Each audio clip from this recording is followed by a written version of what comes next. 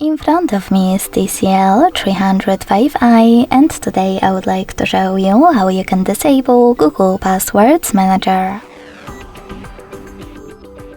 Begin by opening Settings and scrolling down to access Google. Then tap on Autofill, Autofill with Google, and blue sweater next to use Autofill with Google. As you can see, after that my sweater and all of those features are gray. That means that autofill is off, but you can always switch it back on by selecting the same sweater again. Thanks so much for watching. If you enjoyed this video, leave a like, comment and subscribe. Bye!